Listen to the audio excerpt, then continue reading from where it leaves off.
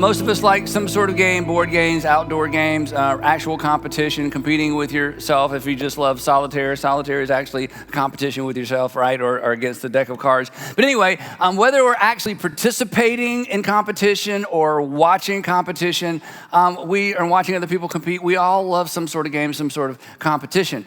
You actually may have been inspired to pick up a game or start a sport when you were young, or maybe even not so young, by watching somebody else play. And they made it look so easy because professionals make everything look so easy. And then you got out there and we'll just say that you were over-inspired.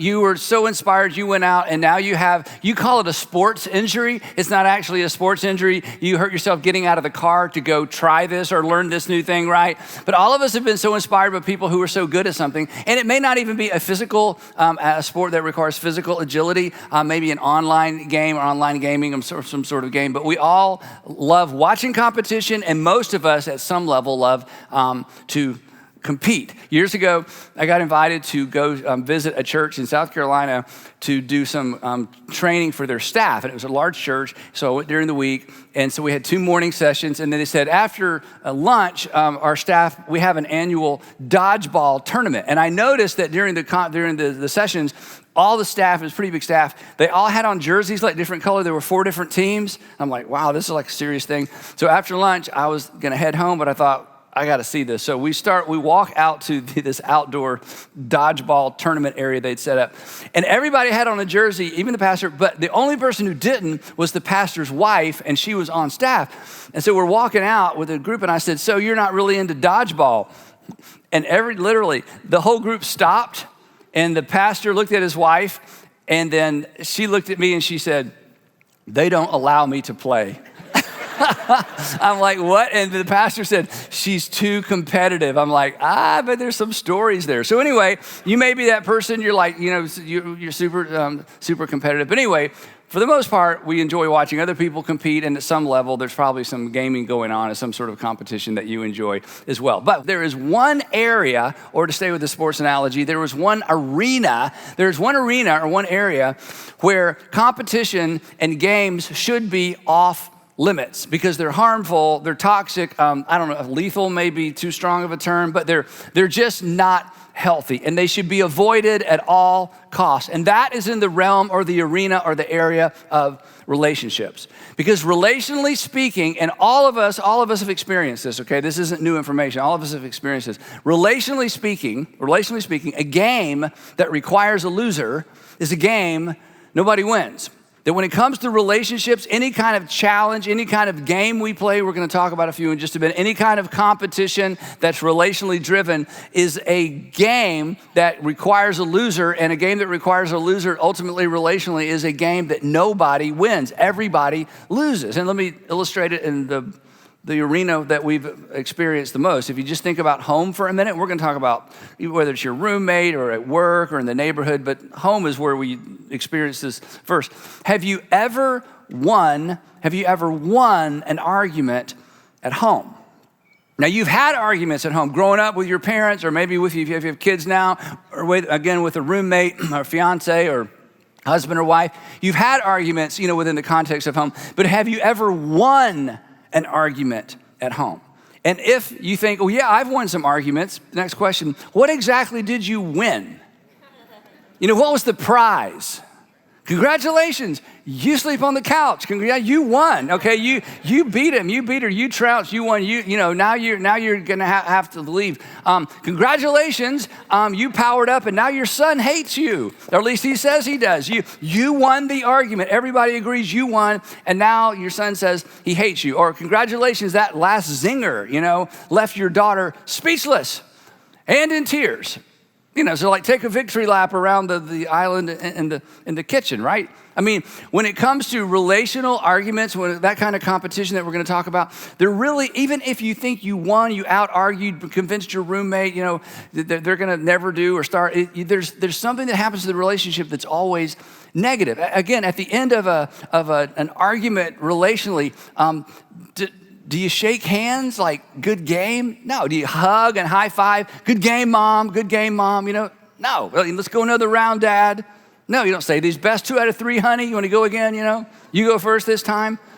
No, but trying to take the competition, the sports analogy, even the sports language into the context of a relationship, especially a relationship with somebody that's a long-term relationship, family relationship, it just doesn't work. But there is a tendency for all of us, me included, to bring that level of unhealthy competition and challenge and win-lose into relationships at work and the community and especially at home. And again, you may get your way because you out-argued or out-convinced. You may get your way, but you lose something along the way. And here's why that's the case. And this is kind of the driving principle. Then let me set it up as a question. Don't answer out loud. Just think for a minute. When it comes to relationships, what's the win? I mean, what's the win in a relationship? And the answer is the relationship. That's the win. The win is a mutually satisfying, mutually enjoyable relationship. There's not an individual win. If there's an individual win and an individual loss, it's just a loss because relationally speaking, if somebody loses, it's a loss for the relationship. The win in your most important relationships is in fact the relationship, mutually satisfying, mutually enjoyable, mutually beneficial. So real quick, I wanna go through a list of games that all of us have probably seen played out somewhere in some relationship. Unfortunately, this is a list of games that maybe you're gonna identify yourself in this. This is a list of games where today, for the next few minutes, I don't want you to identify the person next to you. So no elbows and side eyes and groans, and don't laugh a little bit too loud so you make sure they hear you, okay? This is about you evaluating whether or not you and whether or not we are guilty of bringing unhealthy competition or a sense of competitiveness into a relationship where it doesn't belong, that results in a winner and a loser, which means everybody loses. So I'll start with some of the most familiar relationship games. There's the change game, where I'm going to figure out how to change you without you knowing that I'm changing you because I think you need to be changed, right? Actually, I'm trying to fix you, but I didn't want to put the word fix up here because, you got into the relationship and this person has some issues. In fact, you married them with issues or you're engaged to them with their issues, but you're convinced you are going to be able to change them without them knowing it, which is foolish because they know just like you would know, right? Then there's the guessing game. This is one I'm very guilty of. Sandra and I have been married 36 years, and so I've figured this out finally, but early on in our marriage, I was so guilty of this. The guessing game goes like this. I'm not gonna tell you what's wrong. You have to guess. And we're gonna go through at least 3 rounds of what's wrong, nothing, what's wrong, nothing, what's wrong, nothing. We gotta go 3 rounds of that. And then I'm gonna say, well, if I have to tell you, it's because you don't really care. But you gotta guess, all right? And I'm never gonna tell you. This is the guessing game. It is so unhealthy. And the thing that helped me get over this quick is Sandra refused to play, which was exactly the right response to my moping around and trying to get her to figure out why I was so sad. She's like, you deal with it. And finally, I quit the guessing game. Anyway, moving on. There's the guilt game. The guilt game. The guilt game goes like this. So I guess you're just going to leave that there, right? Instead of addressing the issue, I guess you're just going to leave it there. So I guess I'll just go by myself again, right? The guilt game. People don't treat me that way at work. Then there's the blame game. We've all played the blame game, where basically nothing that I do is really my fault because it's all in response to you. The reason I'm the way I am is because of you, and if you would change, I would be able to change. This isn't really my fault. And then there's next level blame game. The next level blame game is the passive aggressive version. It is so powerful. It is so powerful. It's so horrible, but it's so powerful because the passive aggressive version of the blame game allows you to apologize, which makes you look good, but you're apologizing in a way that actually blames them. So you look good because you're apologizing and there's a blame stuck in. Okay, this is professional level gameplay. It goes something like this. It goes like this. Hey, I'm really, really sorry that I reacted the way I did when you got home an hour late again from the gym. So see, I get credit for an apology. I want to apologize for blowing up when you, next level, very passive aggressive, great for relationships. Then there's the comparison game. We've all accidentally dipped into this or gotten pulled into this. The comparison game is, did you notice the way he? Did you notice the way she? Did you notice the way they? right? Similar to the comparison game is the shame game, very similar. The shame game goes something like this. You know, if my dad were here, he would be able to fix that with like a piece of duct tape. Okay, so it's like you should, in other words, the shame game is you should be up for this, or you should be able to do this, or you should be mature enough. The shame game, I'm just gonna try to shame you into changing. Now, if you've ever been on the receiving end of the shame game, the comparison game, any of those games, you know internally what it does to you and what it does between you and the person that's playing this game with you. And when you're the one who has initiated these games, the same thing is happening on the inside of the other person.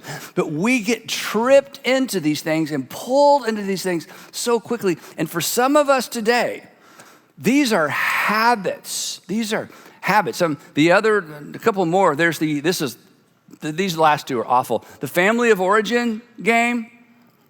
You know how this sounds. You're just like your, You're just like your father. You're just like your mother. You know what? If your mom hadn't, you probably wouldn't.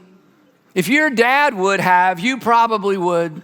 And suddenly you're trapped, and now they've ganged up on your whole family, and you don't really have any defense because you know they're right. But listen, here's the thing: even if they're right, you don't go, "Oh, I'm fine now. I'm so glad you brought that up. I feel like I'm making progress. I think this is a go-to thing for you.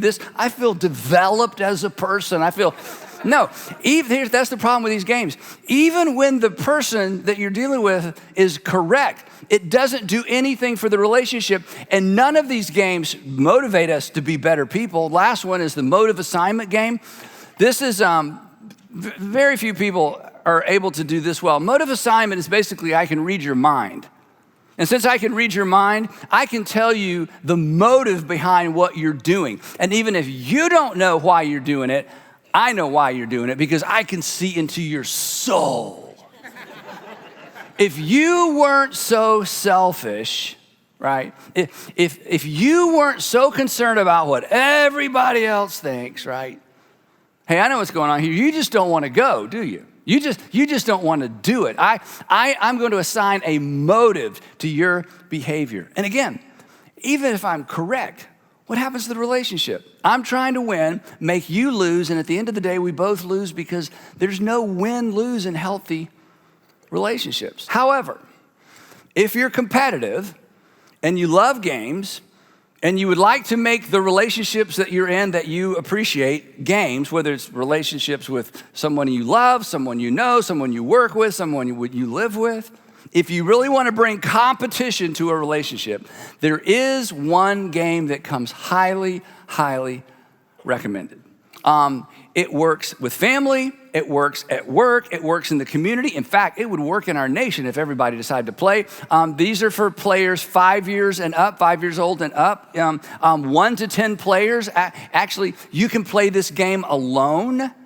But if the more people that play, the more fun it is and the better that it is. And this game was actually introduced to us at least, maybe longer ago than this, but this game was at least introduced to us 2,000 years ago by the Apostle Paul.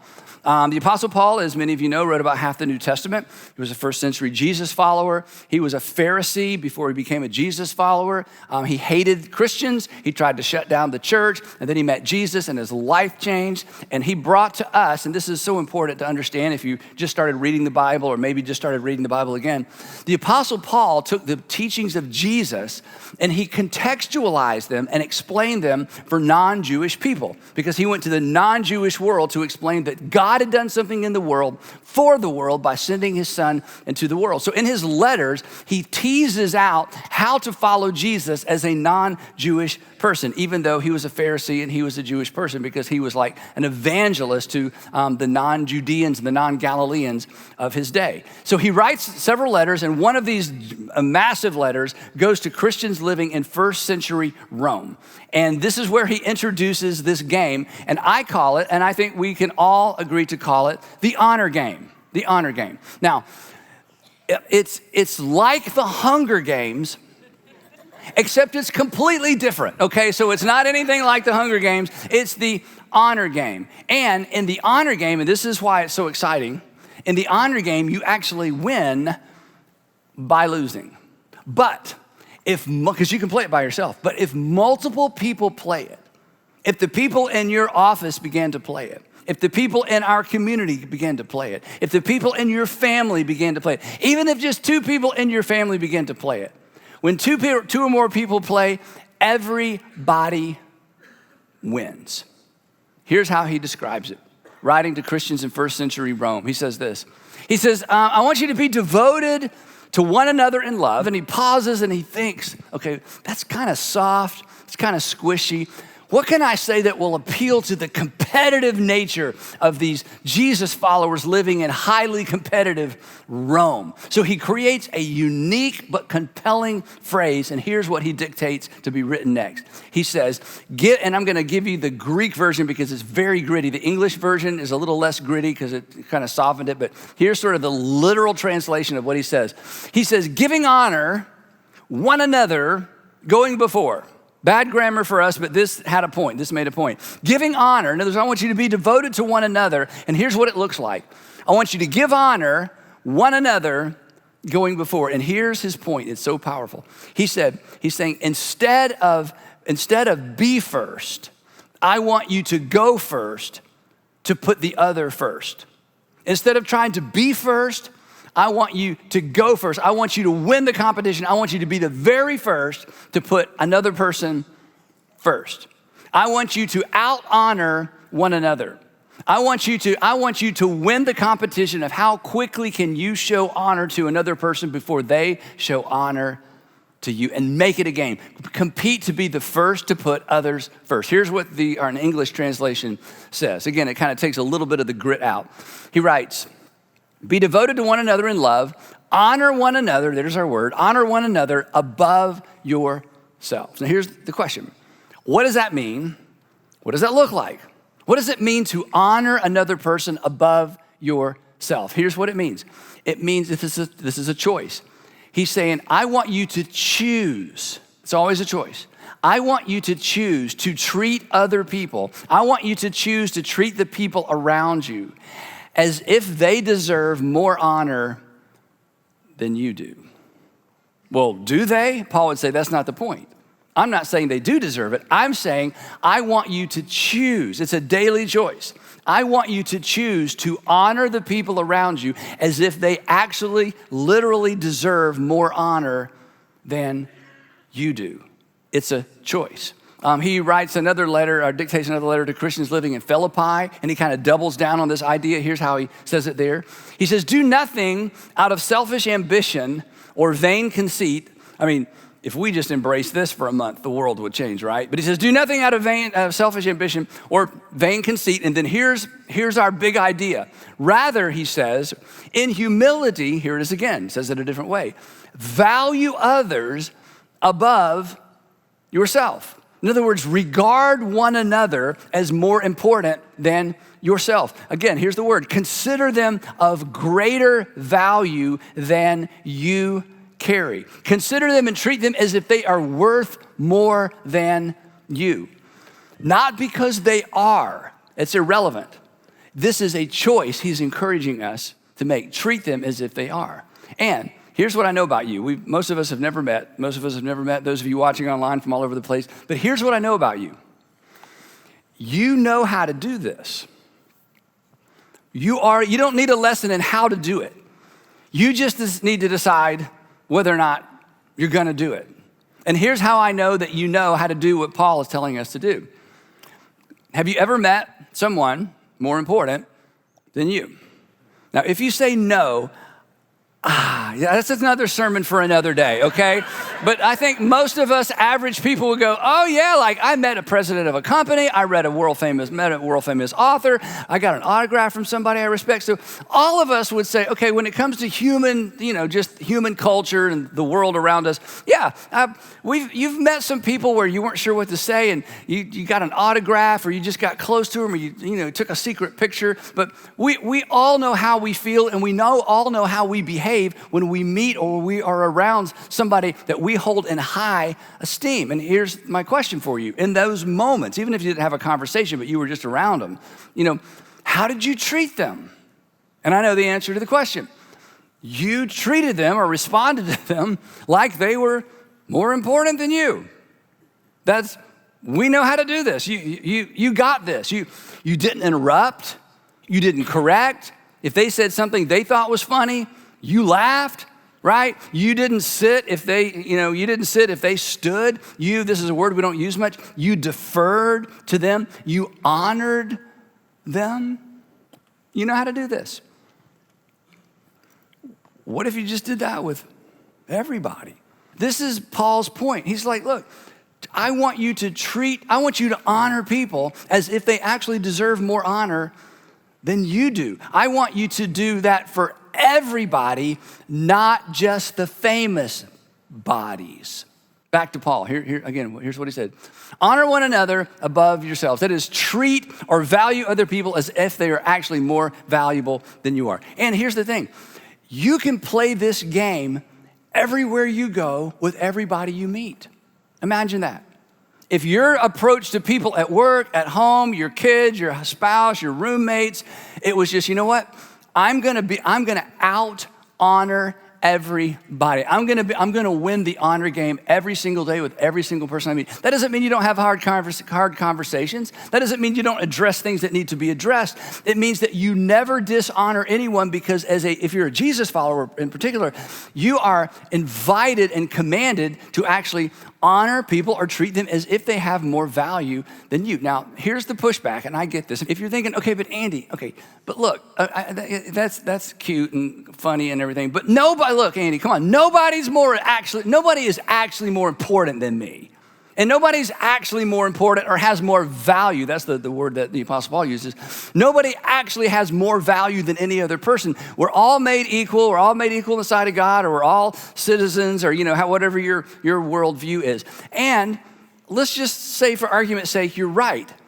That's not the point. The Apostle Paul is saying, I'm not saying they have more value. I want you to treat them as if they do. And then, don't tune out, then he tells us why he would dare say such a thing. Now, real quick, if you're not a Christian or not a Jesus follower, or you're from a different faith tradition, I'm gonna kind of leave you right here with what I've said so far. You should try this at home. You should try this at work. It will make your relationships better. It will make you better at life. This is an extraordinarily powerful principle. But what I'm gonna say next and look at next, the Apostle Paul gives us his reason as a Jesus follower as to why all Jesus followers should do this. And what he says next takes all my excuses away not to honor other people above myself. And if you're a Christian or Jesus follower, it takes all of your excuses away as well. Here's what he says. He says, have this attitude in yourselves, which was also in Christ Jesus. In other words, since you're a follower of Jesus, I want you to follow and adopt the attitude or the approach, the tone or the posture of Jesus. These are words we use a lot. We want the tone, the posture, and the approach to life and the approach to relationships as Jesus. And he's like, Paul's like, as a follower of Jesus, I want you to have his attitude. And what was his attitude? Paul's about to tell us. He treated people as if they were more important than he was. And they weren't. They literally were not more important than him. He's God in a body. After the crucifixion and the resurrection, it's like after the resurrection, Jewish men and women worshiped him, which was unheard of. You don't worship people. Even the Romans didn't worship living people. They worship dead people, but nobody worshiped living people. Jewish people, they didn't worship living people. They worshiped Jesus because they realized he is God in a body. He is the Word of God who's come to earth. They worshiped him. He's definitely more valuable and more important than they are. And yet in his life, follow him through the Gospels, he treated people as if they had as much or more value as he did. Listen to what he says. Have the same attitude in yourself as Christ Jesus, who, talking about Jesus, who being in very nature God, he's God in a body. This is amazing. Paul says, Jesus did not consider equality with God something to be used to his own advantage. He never played the God card. Folks, I'm here, my name's Jesus, I'm God. Okay, so we'd like to sit right over there, and if you guys could move, or maybe I'll just move you. Again, I know I've shared that. He leveraged his power and his authority for the benefit of other people. He treated other people as if they were more important than he was, and they weren't. And Paul says, if you're gonna follow Jesus, this is what it looks like. This is what the kingdom of God looks like. It's the inverted pyramid. It's not about people on top who are sucking all the life and resources this way. It's about people with life and resources and opportunity, sharing life and sharing resources and sharing opportunities with people who don't have them as if they were more important than the people who do. He says, this is the kingdom of God, and it started with your king. Not only did he not use his power to his own advantage, he says he made himself a nobody. He made himself nothing. And this is the point. This is the game. Jesus chose to treat others as if they were more important than he was. And were they? No. But he treated them as if they were. And do you know what else he did? This is the gospel. He treated you as if you were more important than him. He treated me as if I was more important than him, because he took my sin and he took your sin on himself and died in public as a slave and as a traitor to his nation and the empire. And he wasn't. And if our king did that for us, we lose all of our excuse not to do that for each other. If you're not a Jesus follower, it's optional and it will make your life better. If you're a Jesus follower, we have no excuse not to. He says he made himself nothing. He made himself nothing by taking the very nature, the form of a servant, which means, you know what servants do? They step back. They let you go first. Servant to who? Servant to you. Servant to me. And then Jesus says to me every day, Andy, I want you to follow my example. I want you to play the honor game. I want you to out honor everybody. I want you to show more honor to Sandra than she shows to you. I want you to show more honor to the people you work with than they show to you. I want you to out honor the people in the community. I want you to be aggressively, competitively honoring other people. Not to get attention and not to get a pat on the back, so that they feel, ready for this? So that they feel the honor that God has bestowed on them as one of his children whom he dearly loves.